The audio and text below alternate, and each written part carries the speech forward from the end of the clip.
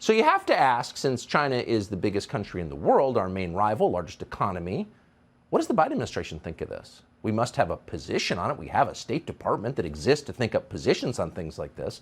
So what does the Biden administration think of what's happening in China? Well, apparently they agree with it. Today, a White House spokesman, John Kirby, the famous John Kirby, was asked for official reaction to the human rights protests raging today in China. And here's what he said.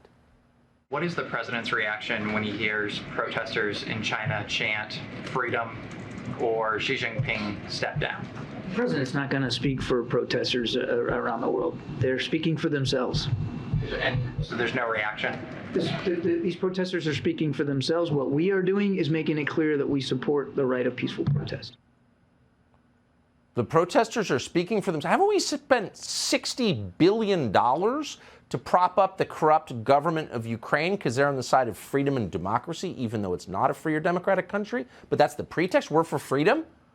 But here you have people saying, hey, I don't want to be thrown in a concentration camp or starved in my own apartment. And the Biden administration can't even take their side? Really? They speak for themselves? They don't speak for the U.S. government? The U.S. government doesn't stand for basic human rights anymore? Really? John Kirby? You should be ashamed of yourself.